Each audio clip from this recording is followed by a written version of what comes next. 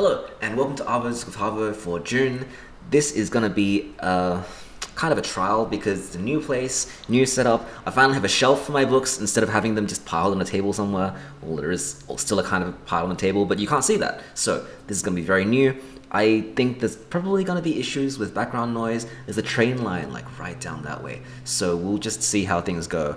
Hopefully it's not too distracting. But anyways, let's get right into the books. Okay. This was a mistake. This is too many books. Okay, so first book for this month is Soul Mountain by Xingjian. I don't know if I'm pronouncing that correctly. This is one of the two Nobel Prize winners from China, and this is a really strange novel. It's told in two perspectives. So one is from a kind of auto-fiction perspective of the author who, after his diagnosis with lung cancer and then recovering, decided to go on a journey all across China and collect folk tales and stories and just adventure around the countryside and see all the things that he wasn't able to see. And the other half is this second person story, which stars the reader, you. And you are also going on this journey to find this soul mountain, to find this mystical place where history and memory and truth and everything just kind of collides into this strange mystical region in the regional areas or the rural areas of China. And so this book takes place in around the 1980s, the kind of time where technology hasn't become so ubiquitous in China that it's dominated every part of life, right? And this book is an interesting portrait of the industrialization of China, where the influence of Western powers in the 1980s gave China a very fast education in television and telephones and just modern life as we know it. And it's interesting, but also difficult to read because the structure of it is just so different from your average novel. And there are even chapters that question whether this is the best way to write it. You know, there's chapters that are like, this book's structure makes no sense. Why is the author doing it in this particular way? What is the point of all of this? And to me as well, I feel like the appeal of a book like this, especially something that won the Nobel Prize, it feels a little bit exoticized to represent China in this way, to show it as this unknowable, mystical, spiritual place. I'm not denying that the author surely had that kind of experience, and I'm sure that people traveling to regional China can have that experience too. It's a very beautiful place, and it's got lots of myth and folklore and history too. It would be fascinating, but as a book that explores that, part of me, possibly just as like a Chinese person, as a Chinese migrant, as someone for whom China is just like a regular place, I don't know if I vibe with it quite as much. I do really like the integration of folktales and Taoism and mythical stories and things like the Yerin. So there's a Chinese mythical creature which is kind of like a yeti. In fact, I think probably that word comes from a similar language root.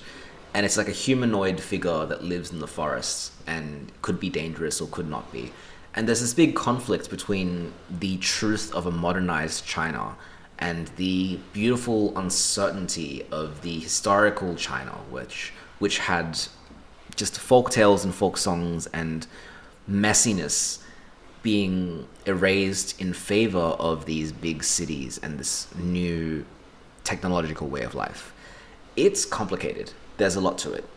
I will say that the reading experience was in some ways easy because the chapters are very short and because they alternate back and forth between the I and the you perspective. You're always getting something a little bit different. You're always being shown new things. I felt that the you perspective really assumes the reader is one particular kind of person. It's a romance story where the you is like very clearly male, and the you notices this woman and invites her on his journey through to find Soul Mountain. And it felt like I was being pandered to a little bit. Even like as a straight male, I feel like I'm being pandered to, and it's not a really good feeling. Maybe I'm not getting the entirety of this. I didn't find it to be that insightful, that incredible. But I think that if you are less familiar with Chinese culture, this is a really interesting way of looking at it. It does have that fantastical element, which is something that I really like about Chinese literature, is that if you go far back enough into history, well, history and myth just start to blend together. And so it's hard to tell if something is a historical record or if it's a folktale. I just find that really fascinating. And so that's what I would say is the strength of this book. The negative is that it is quite dense and hard to get into. I gave it a 3 out of 5. Okay, book number 2 is my genre pick. This is Do Androids Dream of Electric Sheep? Do Androids Dream of Electric Sheep by Philip K. Dick. And this is the book that was adapted into the famous film Blade Runner. And I found this to be really fascinating. I think that Philip K. Dick's style of sci-fi is particularly bleak. It's got this really strong emotionlessness to it, and also just this view of the world as being apocalyptic and dusty and broken, and all of the good things are kind of held away from us, right? We get glimpses of off-world colonies that are meant to be luxurious and lavish, but also have this hidden darkness. But really the book is set on Earth, and it's Earth after this nondescript ecological military disaster. It's very vague, but there's a sense that Earth primarily is uninhabitable, and the only people left living on Earth are people who are unable to leave, or people who, for various reasons, had to be employed on Earth. And so Earthlings dream of life. They dream of the world that they used to have. Things like natural plants and natural animals. Everyone desires to own a pet. But because life is so rare and difficult to achieve on planet Earth now, people have electronic animals, or androids, which are just pretty much indistinguishable from the real thing, except for very slight variances, right? And so in that environment, we get our protagonist, Rick Deckard, who is I actually don't know if they call him a Blade Runner. He's a police officer, but his specific role is to find artificial humans who have escaped the off-world colonies and have tried to come back to Earth and kill them and destroy them, because they pose an existential threat to the life of people on Earth. And we find out that at the beginning of the novel, I think 8 of these androids have found their way on Earth. They're trying to live out their normal life, and Deckard realizes that if he manages to kill all of them, then he'll have enough money to go and buy a real animal. And so it starts out as this quest narrative, but as the story goes on and on, it becomes bleaker and bleaker, and it's just a very dark and depressing book. I did find that if you'd watched the film Blade Runner before you read this, like I've had, for example, the plot veers away in certain moments, and this is one of those great books that gaslights the reader, and that makes the reader doubt their own perceptions and think, hey, is this real? Is this what I think it is? It keeps you guessing and keeps you making theories. That worked even better because I knew the narrative from Blade Runner. So the deviances from that established, or not established, it's an adaptation, the narrative that I was familiar with, every little change in this book made me raise my eyebrows. Like when an extra character appeared, I'd be like, who's that supposed to be? Or if there's the revelation that a person may or may not be an android, I will think like, oh, maybe I know that, or maybe I'm wrong, right? And it forces you to look more deeply into the hints of the novel. Like if someone acts more like an android, or someone acts more human, the book is very interested in these theories of what does it mean to be human, and is it worthwhile to make these distinctions between real life and artificial life, especially if science technology advances to the point where artificial life can be just as real or just as good as life, right? And so that is Do Androids Dream of Electric Sheep. It is full of paranoia. It's very short, but it keeps you on the edge of your seat the entire time. So I gave this a 4 out of 5. Okay, so I didn't read all 3 of these, but this is the third book I read this month is Tess of the D'Urbervilles, which is the first novel in this omnibus of Thomas Hardy novels. I actually know basically nothing about Thomas Hardy. The only thing I know about him is that he is being removed from a lot of syllabuses. He used to be prescribed and studied, and now in the efforts to decolonize and move away from Western, or like a singular focus on English and Western literature, Thomas Hardy books have been one of the ones that aren't really talked about. And I had never heard of him in high school. No one talked about Thomas Hardy in the same sentence as Jane Austen or Charles Dickens or any of the other Victorian writers. So I really didn't know very much about him going into it. I did a very brief search into what his novels or his style is about, and I found that the one thing people tend to agree on is that his works show good people suffering huge consequences. Like, he'll make a good character and just punish them for the entire text. And I think maybe that's where we get the stereotype of literary fiction being dark and depressing from, right? Is folks like this dude who tests his characters and just makes them walk through hell and back to prove the essence of their virtue. And that's what Tess of the D'Urbervilles is exactly. Now, content warning, because this entire book is about sexual assault. It's about rape. And it's not graphic, but it is very unrelenting. So what happens is there's this woman who's from a peasant family named Tess, and her family is named the D'Urbervilles. They live in the regional area of England, and one day this bishop walks by and tells Tess's father, Mr. D'Urberville, that actually their family was descended from a much more illustrious, famous aristocratic family called the D'Urbervilles. And so Tess goes, wow, her father goes, wow, that's awesome. We should be living it up, right? We should be rich. We shouldn't be struggling and suffering and trying hard to make ends meet and grow our own food. We used to be kings, right? We used to be landowners. We used to be powerful. And so what Mr.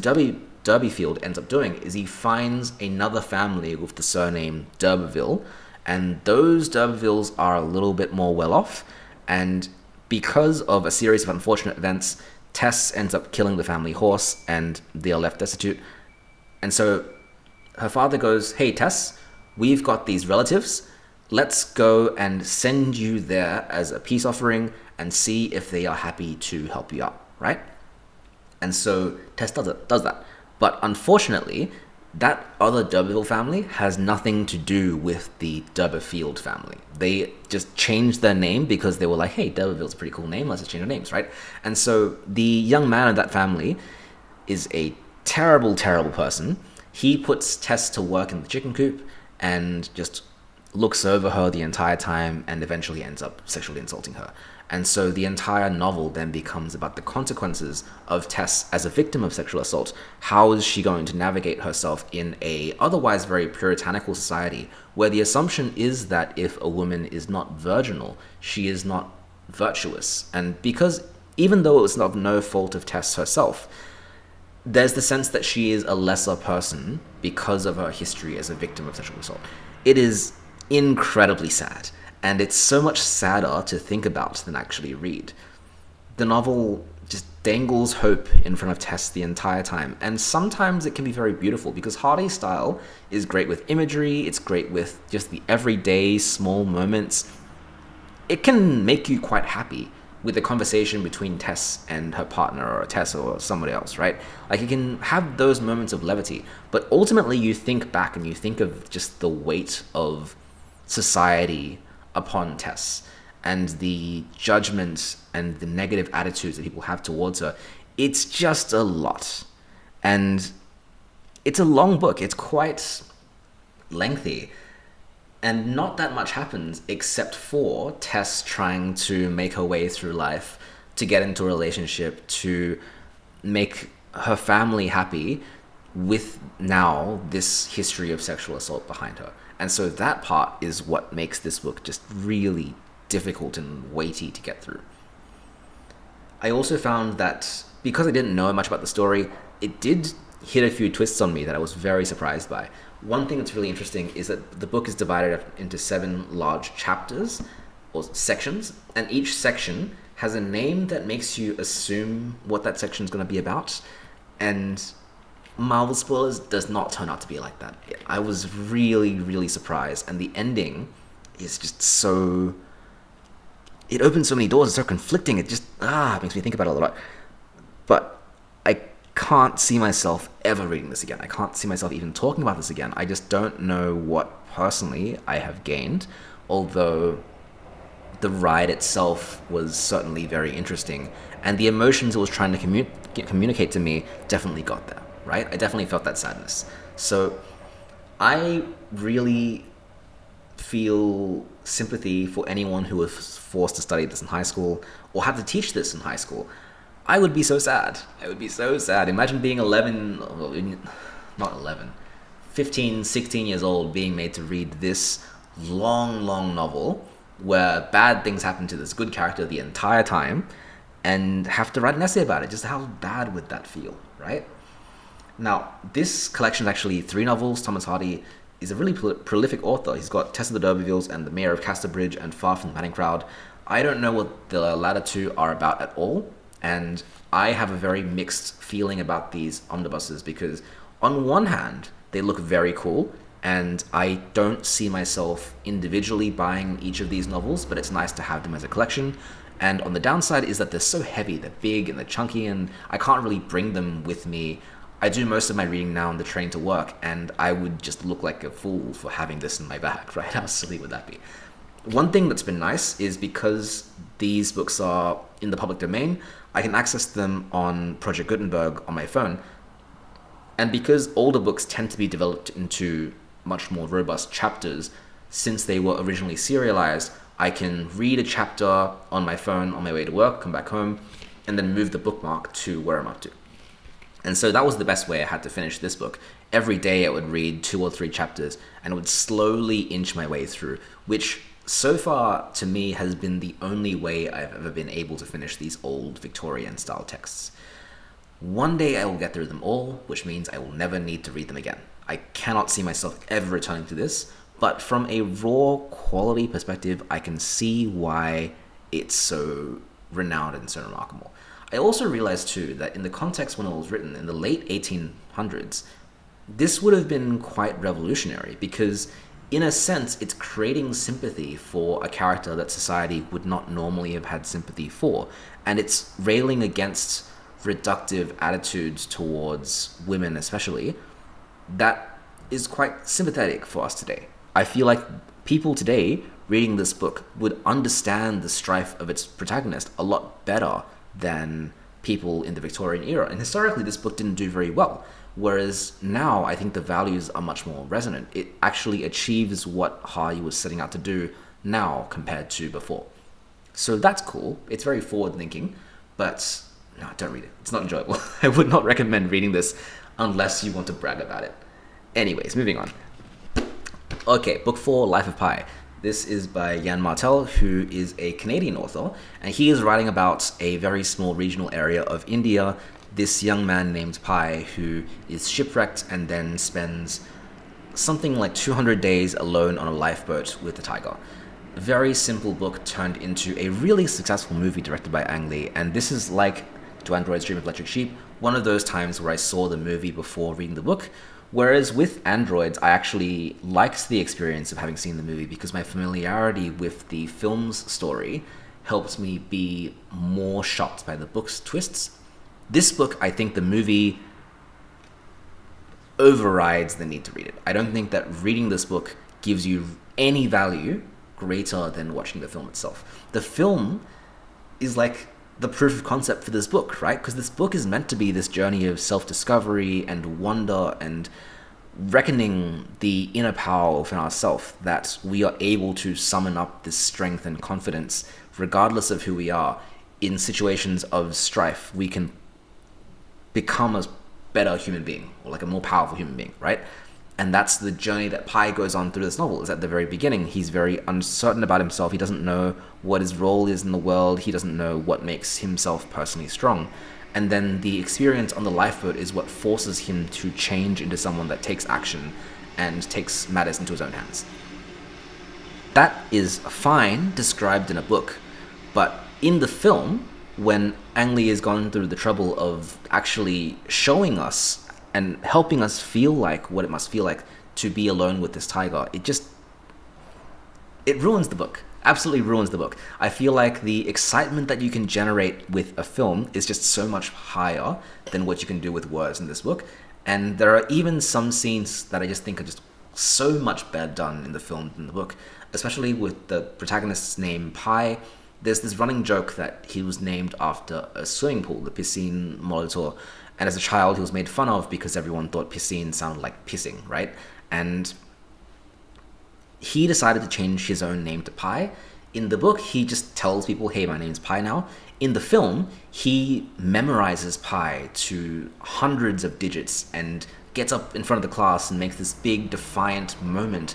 And the film is just cooler. The film, like, gets what the story is trying to do better than the novel is, which I feel like is a really scathing indictment of this novel. The other thing, too, is that there's a twist at the end. I feel like this is an old enough book to say that there's a twist at the end. I won't say what the twist is, but it's one of those twists that recontextualizes what the whole story is about, right? And knowing what the twist is, going back and reading it, I find that there's just a lot of attempts to cover it up, and that is just not as cool to me. I find that if a book relies on a plot twist, but falls flat or becomes very flimsy when the twist is revealed, it's not a good book. Like, I find that a plot twist, a really good plot twist, has foreshadowing and it has inevitability. It has the fact that once you know it's coming on your second experience of the text, it's still as impactful as before.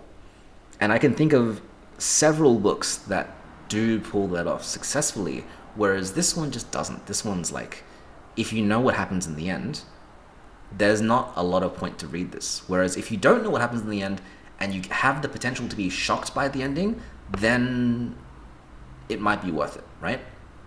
But overall, I don't think that there's anything so valuable from the reading experience that you can't get from watching the film. So this gives me a strong 2 out of 5.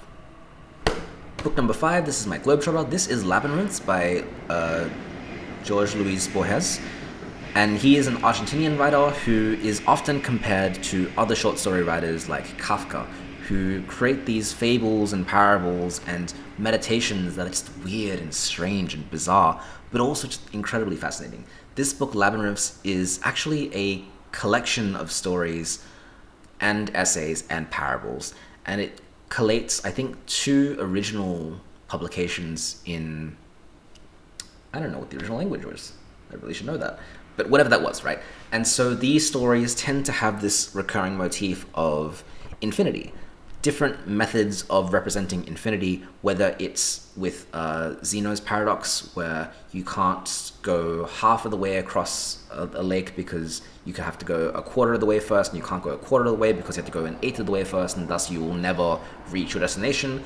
Or they have cyclical representations, like a person who realizes that he was born from a dream and then he births someone else into a dream.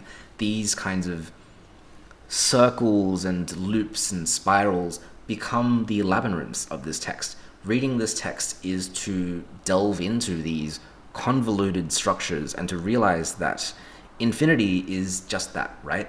It's tedious, but it's also beautiful. It's immense and it's hard to understand, but it is also strangely logical in a sense. And once you understand infinity, you can better understand what it means to be human itself. It puts all of our human struggles into perspective.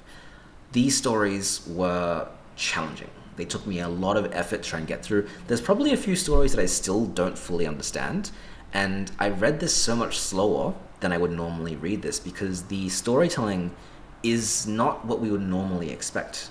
It feels much more like a fable. There's no effort to do setting or characterization or anything like that. Instead, they just feel like parables or like folktales, and they focus on themes of heresy and religion and dogma and punishment and just really high-minded concepts, and it just takes quite a bit of time to get through. Even the translations, I felt, used difficult grammatical structures, difficult vocabulary. I often had to stop and Google what I was reading or Google what these words meant just so I would have the hope of understanding it, right? So if you want a challenge, like a really strong, challenging experience with short fiction, I would highly recommend this. I also found very fascinating the essay titled The Argentinian Writer and Tradition, I believe, which is challenging the idea that a writer from a location has to write about that location. This book is very international. It's got stories that are set in the Middle East, in England, in America, in Latin America, in Asia. It has these themes that reverberate across cultures, and so it doesn't feel beholden to Argentina. And yet, Borges is an incredible Argentinian figure, right? And so that paradox of what does it mean to write about a certain culture is explored in that essay and is really interesting to look at in lens of these stories as well. I also just found so many interesting lines that I honestly wanted to highlight, or I wanted to set aside. I think one that really challenged me was at first in The Library of Babel, which is the story about an infinite library, a world made up of hexagons in which everything is made up of books. There's books and books and books on the shelf, and every single possible combination of letters was represented in these books. So it describes that this library contains everything. It contains the true story of your life from beginning to end. And it also contains every variation of the true story of your life from beginning to end that's off by a single letter, right? And describes what life and society would be like if this was the world, the universe. If people devoted their lives to finding meaning in this library that could potentially hold true meaning, but also has falsehoods because it is just entirely random, it is entirely unpredictable. There's this line towards the end which describes the protagonist's view towards things, which just goes, I pray to the unknown gods that a man, just one, even though it were thousands of years ago, may have examined and read it, it being the book that tells the truth of the universe, right? If honor and wisdom and happiness are not for me, let them be for others. Let heaven exist, though my place be in hell. Let me be outraged and annihilated, but for one instance, in one being, let your enormous library be justified. That's just such an incredible line. I just think about that all the time. That line that, let heaven exist, though my place be in hell. Wow, so interesting.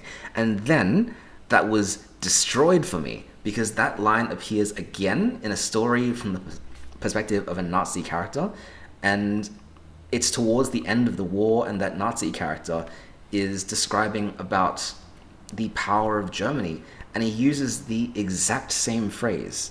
He says, if victory and justice and injustice and happiness are not for Germany, let them be for other nations. Let heaven exist, even though our dwelling place is hell. You just need to stop and think about that. There's just so much going on here. So that's Labyrinths. This is a book that I'm probably going to revisit 10, 20 years down the line when I'm smarter. I don't know. There's so much that I don't understand, but there's so much wisdom in here as well. It's definitely worth a try, but it is a challenge. Just be aware of that if you're getting into it. I gave this a 4 out of 5. Speaking of challenges, here's book 5, Under Milkwood by Dylan Thomas. I did not understand this at all. I was so confused. So this is described as a play for voices. It's a BBC commissioned work which Dylan Thomas uses to explore his Welsh heritage. He represents this little Welsh seaside town with characters that go through the nights and dream, and there's this melding of awake and asleep and alive and dead, and everything is in vernacular, and I am so confused. Nothing makes sense. It's just, I don't know. I don't understand. It took research to try and figure out just who these characters are and what they're about, because the talking is just so hard to figure out. What does help is listening to a performance of it, because you get the inflections of certain words and you kind of understand what's happening. But even then, people are interrupting each other, there's sound effects, there's descriptions that just, it's so hard. But the problem that I had was, for the first half of it, I just was introduced to all these weird characters, like a woman who had married twice and been widowed twice, and at night she dreams of both her dead husbands at the same time. Or I read of a sea captain who at night dreams of all of the sailors that died under his watch coming back to haunt him.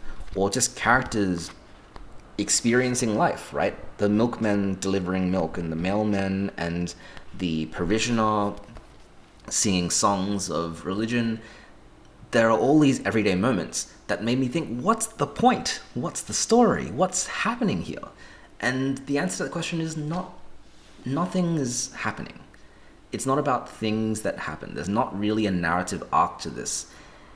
It is just a bunch of dialogues that you're meant to let wash over you, and it gets tied up very neatly into a bow at the end, where it's really a celebration of the fact that these characters and these voices and these situations are valuable in some way, even though they are just everyday, that we would normally ignore them. I think that for the intention, this text is very cool, but as a modern reader, I also don't know if there's any, I don't want to say value, but any worth in it. Because it's so challenging. It takes a lot of time to understand. And when you do understand it, it's just like a bunch of silly jokes and everyday moments. And I mean, if you're into that, if you want to learn more about Welsh culture, if you want to read more Dylan Thomas, the guy who wrote Do Not Go Gentle Into That Good Night, then maybe this is for you. But I would not rank it high on the list of classics. I think it's very inaccessible, and it does need some contextual knowledge to get anything out of it. So that's me under Milkwood. I had a student who's studying this for the HSC, so that's why I read it, but I think I would need to study it a lot more before I felt any kind of confidence in teaching it. I would give it a 3 out of 5. Maybe it's better, maybe it's worse, I don't know. Alright, book number 7, it's Outline by Rachel Cusk. This is my modern fiction, and this is such a cool cover. I feel so cool holding this book on the train and reading it. I just felt like just the most stylish, artistic person in the world, right? Ah, it's so cool. And this narrative is also very cool. It's about... Okay, so I personally don't like stories about writers. I feel like that's just too easy, too simple. I don't like Jasper Jones. I don't like Perks of Being a Wallflower. I don't like the twist in the ending that, oh, this is just a writer diarizing their life. Ooh, write about us. Ooh, I don't like that. But this is also a novel about a writer. It's about an author who is going to Greece to teach a creative writing class, and she also has some baggage, some skeletons in the closet, and she's trying to navigate that while also winning the respect of these students. And she also meets someone on her plane who sits next to her. She calls him her neighbor, and he is this aging person going through a divorce and trying to figure out how he can live his life apart from the histories of his family and his marriage. And it's a book told in conversations. It's 10 chapters that are mostly just the protagonist and somebody else talking. It's very simple, but the way it handles these conversations is just so insightful. They explore human nature with just these really prescient metaphors that always seem to land. I always seem to think as I was reading it, wow, it's such a great way of expressing it, right? There's one earlier one that's still staying with me, which is exploring the relationship that human beings have to pain. And it's talking about how, as a child, you learn your liking of a toy or an object by dropping it or by destroying it. If you imagine yourself in a high chair and you've got a toy you really enjoy and you drop it, and then you realize it's away from you, and so you start crying and you're distressed, and the natural instinct of a mother is to go and pick up that object and give it back to you, right? But once that thing has been given back to you, you realize that the whole purpose of having this object is to drop it again. And so the kid drops it again, and the mother might pick it up and give it back to the child. And the narrator is musing on how people might diverge as human beings based on what the mother does in the situation, right? Like, if you drop something and then you immediately have it given back to you, the feeling of joy that is most pronounced in your life is receiving something back after you have personally relinquished it. And so you are taught to destroy things and destroy the things that you have, because you know that the joy will be in when they return. Whereas if you were raised in a environment where when you drop something you never get it back, the parent does not give it back to you, you become a very different person, right? You learn that anything that you get, you keep and you hoard, because the most painful thing that could happen to you is losing something, because you know you'll never get it back. And so people diverge and people become unique and distinct as people and characters because of these metaphors. And I've genuinely felt like I learned more about what it means to be a human by reading this book. And that's really the goal of literary fiction, right? Is to understand human beings better, to know the kind of struggles that other people go through, and to leave feeling a bit more enlightened. And the writing style is so light and airy and easy to get through as well. It's just so good. I really liked it.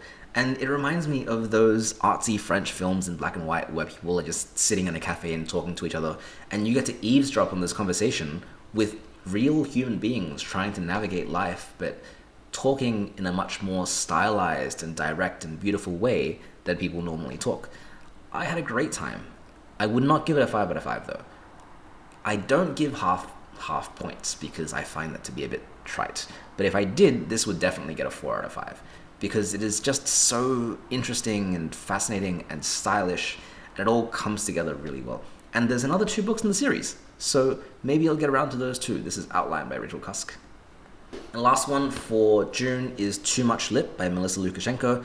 It is currently NAIDOC week in Australia as I'm recording this, which means that it's very prescient for me to be talking about award-winning work of literature by an Aboriginal Australian. This is... So in Australia, we had this famous film called The Castle, which is about a rural family whose house is under threat by development. And so they band together and they create this big campaign. And it's this feel-good underdog story where they save the homeland from, like, the evil big developers, right? And Too Much Lip it feels like a riff on that kind of narrative, where it's the protagonist who's been in and out of correctional centers, and she is returning back to her family. I have forgotten where it's set. It's set in New South Wales. I think it's set around the New South Wales-Queensland border. The town is called Durongo, which I don't know if it's real or not. I've never really traveled to that area before. But the story is that the local councillor or mayor, who's extremely, extremely corrupt, wants to build over a sacred site, a river, with a correctional facility. And the protagonists get really mad at this, and they have to think about how they want to band together as a family, get over the kind of difficult history that the family had in order to save their home, right? Save the place that they care about so much. And so this is a book which is very, very hopeful. I found myself feeling so invited to the setting and the family. We got to know these characters so well, and their relationship with the protagonist. It just felt really warm and really kind. But it's also balanced with a sobering look at these hardships that Aboriginal Australians face, especially through colonialism, but also in the 1900s especially, where prejudice and an imbalanced justice system led to intergenerational trauma, where older generations would pass on abusive family dynamics to younger generations, and it keeps going, and it becomes this difficult cycle of disadvantage to break. And this novel illustrates the breaking of that cycle, and it's just this incredible, beautiful moment that it arrives at. It's great at balancing both the darkness and the hope that comes with being a survivor, someone from this long-lasting culture that has been treated so terribly by the European colonizers, and then being able to rise up from that with a positive outlook. That's just so valuable in this book. It is quite challenging because the names are really similar to each other, and there's a good narrative reason why that's the case. But in this big family, the Salters, you've got Kerry and Ken or Kenny, you've got Donnie and Donna, and you've got 2 Marys. You've got Tall Mary and you've got Pretty Mary. And it can be difficult at first to get across this big family, but that's what the novel's really trying to do, is to show this family dynamic, the big, complex family dynamic, and how everyone has a different attitude towards what is right and wrong and how to achieve the saving of their homeland. But ultimately, it becomes this way of banding together and everyone helping each other, everyone realizing that the way that they're going to get out of this terrible situation and overcome the corruption that threatens the place that they call home is by being accepting and by recognizing each other's strengths. And just the descriptions of all of this work very, very well. I had a great time. I really understood why it won so many awards, because it's just it's just a good time. Even with the the darkness that the novel approaches, overall it just finds so many interesting moments of hope to land on. I just really, really enjoy it. The more I think about it, the more I think positively about it. So you know what? I think I will give it a 5 out of 5. I think it is a book that I will be happy to read again. I really liked the characters and the developments. Even the twists worked quite well. Yeah, I really can't say anything bad about it. I really, really enjoyed it. So that's Too Much Lip. Okay, getting this book, getting all these books up is a real struggle, so I might not do that. But this has been Arvos of Harvo for June. Read 8 books, or really 7.5 if you count Under Milkwood as half. It's not really a novel, it's more of a play. But had a great experience this month. Next month, we are looking at... same as always, really, just more books. I have been reading an Ursula Le Guin novel, and I have already gearing to give it a 5 out of 5. So I have very high hopes for what next month is going to be. And thanks for joining this month, and I will see you next time. Goodbye.